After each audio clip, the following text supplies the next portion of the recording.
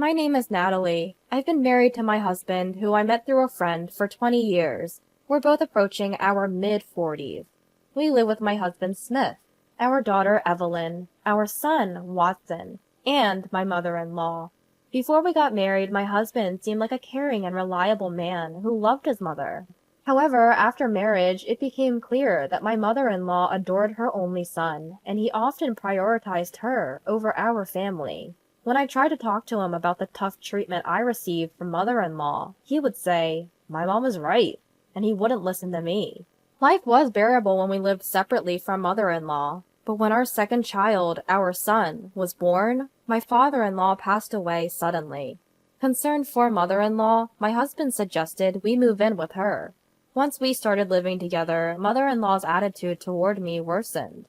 We had 2 kids to look after, and now mother-in-law's living expenses were added to our budget. My husband's income wasn't enough to cover our living expenses, let alone pay off loans, so I had to work as well.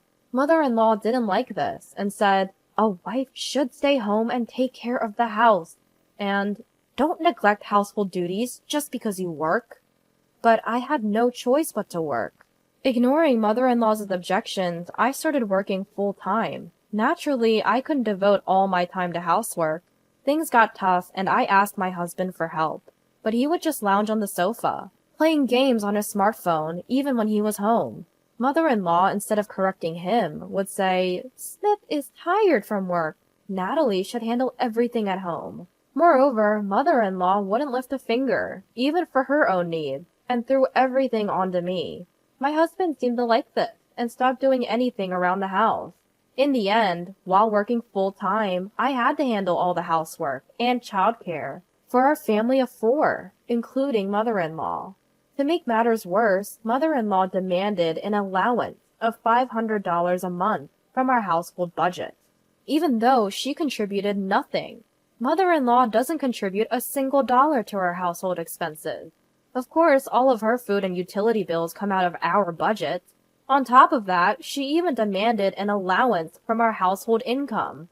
Naturally, I refused. But mother-in-law argued, "The household income is Smith's earnings. You, as his wife, have no say in how it's spent."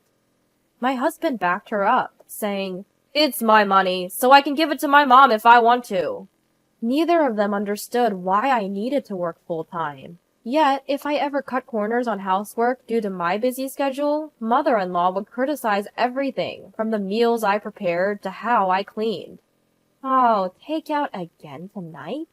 Poor kids," she'd say. Or, "Natalie, your cleaning is really sloppy," criticizing me at every turn. Even when I asked for help with the kids, neither my husband nor mother-in-law would lift a finger. Mother-in-law's favorite line was, "When I was young, I did all the housework and childcare myself."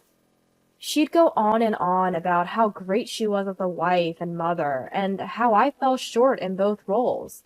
Adding insult to injury, my husband would just listen and say nothing, making me feel even worse. But I could have tolerated all that. What hurt the most was mother-in-law telling my kids, "You two are really unfortunate," and "such a careless person doesn't deserve to be a mother."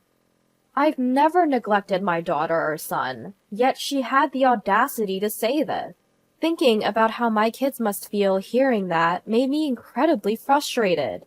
Then one day it came to light that my husband was having an affair.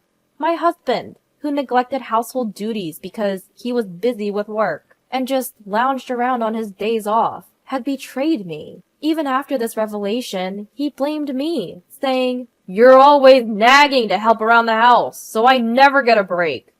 Mother-in-law chimed in, "This happened because you're not a good enough wife." They even said, "If you have complaints, then leave." All my efforts to keep our home together felt like they had been for nothing. I felt something inside me break. As our marital discussions continued, I grew increasingly exhausted. Finally, during one of our talks, I said, "Fine, I'll leave this house." Upon hearing this, mother-in-law neither got angry nor surprised. She just laughed and said, "Oh, you're finally leaving. Well, it won't make much difference whether you're here or not. Even my husband was indifferent, saying, "With Mom around, it's the same as if you were here. Do whatever you want." He probably planned to invite his affair partner home right away. They both seemed to think their lives wouldn't change a bit if I left. What had all my efforts for the family been for? I felt more empty than sad. It was probably all in vain. When the divorce was settled, I asked my kids, "What will you do?" My teenage daughter and son said, "We'll stay here. Grandma can handle things." "Don't you answer." "I'll stay too."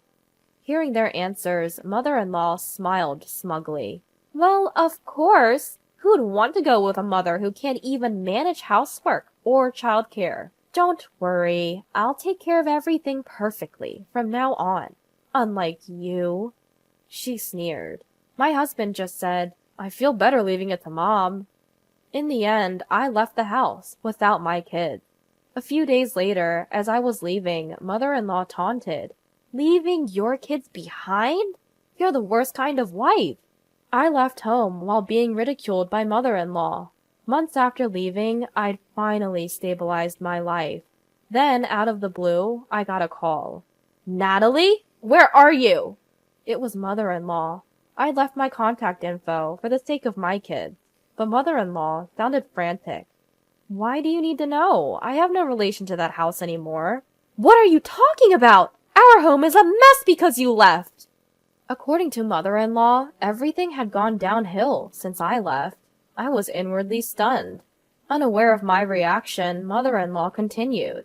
"Every weekend, I have to accompany Watson to his soccer club. When there's a match, I even have to drive. And I have to buy drinks for everyone when it's our turn.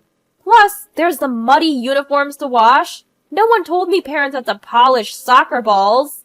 Then there's driving Natalie to and from cram school, and it's costing extra from remedial classes. On top of that, Smith's income isn't enough to cover the mortgage, so now he's telling me to work. I have to get a part-time job. And Smith, when he gets home, he just lies on the sofa. He can't even put his dirty clothes in the laundry basket. I'm tired from working part-time, but he does nothing, saying he's tired. I have to do all the housework and laundry for the entire family by myself. And yet, all she does is complain about the food I make. Natalie, please come back." Clearly worn out, mother-in-law's voice was almost a scream, but I calmly responded. "Weren't you and Smith the ones who told me to leave? Weren't you supposed to handle everything perfectly on your own, unlike me?" I could tell mother-in-law was shocked on the other end of the phone. Her current situation was exactly where I had been just a few months ago, working to support the family, handling all the housework and childcare alone, and a husband who wouldn't help. Except she didn't have me to complain about, so she was better off. Probably the woman who was the husband's cheating partner, whom mother-in-law expected as a labor force. The woman my husband had an affair with left him right after I moved out. It would be so. Who would want to join a household with mother-in-law and 2 kids from a previous marriage? They probably thought she would fill the gap I left. But their plan failed, and now mother-in-law finally realized the gravity of the situation. Too late, and this was exactly the outcome my kids and I had anticipated. Of course, I will say this so that there is no misunderstanding. Let me clarify. Evelyn and Watson are very kind kids. They always offered to help, saying, "Mom, let me assist you," or "I can do this myself." They had seen how their father and grandmother treated me and were well aware of it. When I was finally pushed to the point of leaving, I first talked to my daughter and son. They immediately took my side. "You've done enough, Mom. You should leave this house." "I agree. Dad and Grandma are the ones at fault." They even offered to come with me. But then my daughter said, "Even if we leave, Dad and Grandma will never understand the struggles you've been through." "Yeah, they probably feel relieved," my son added. "We can't let that happen. They should realize how hard it's been for you." They chose to stay, thinking their father and grandmother would never understand my struggles if they left too. With that in mind, the two chose to stay at home on their own. Mother-in-law had no idea about this and assumed I had abandoned my kids. The outcome was clear. I never had high hopes for my husband, but mother-in-law couldn't possibly replace me in supporting the family, doing housework, and raising kids. And with just my husband's income, they couldn't even manage the household finances, let alone the mortgage. Mother-in-law probably finally realized where her allowance had been coming from. I had been the one doing all the housework and taking care of the kids while working. My husband and mother-in-law did nothing but complain, pushing everything onto me. Now they must have felt firsthand what I had been juggling all along. I regularly received updates from my kids about the situation at home. I even heard from them that my husband's plans to remarry his affair partner had fallen through. Mother-in-law had to get a part-time job because my income was gone. She was struggling with housework and childcare, while my husband remained as unhelpful as ever. The husband still does no housework at home, does nothing about the children, and everything is a burden on mother-in-law. My kids told me all of this. Thanks to them, the house is a mess, and the meals are mostly half-hearted. They must realize now how hard you had it, Mom. They must have understood, more than ever, who had been holding that household together. Please, Natalie, come back. Understood, I replied, and I could hear the relief in mother-in-law's voice. So you're coming back? But I answered, clearly and loudly, No, I'm not coming back. What I've realized is that I can't trust you or Smith with my children. I'll be taking my daughter and son. They want that too. What? You left them behind, didn't you? Mother-in-law sounded confused, but I continued. My kids have been watching all along. After that, my daughter, son, and I started a new life together. Of course, I made sure to claim compensation and child support through my lawyer during the divorce proceedings. I took a lump sum, thinking of the future.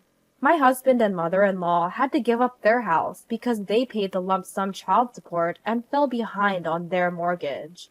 To add insult to injury, I later found out that the reason my husband didn't remarry his affair partner was that she already had a family. He ended up being sued for compensation in another divorce case, leading him into debt. Now they're living in a cramped apartment, blaming each other for their woes. It's sad for a family to end up like this. As for us, the three of us are living happily, supporting each other every step of the way.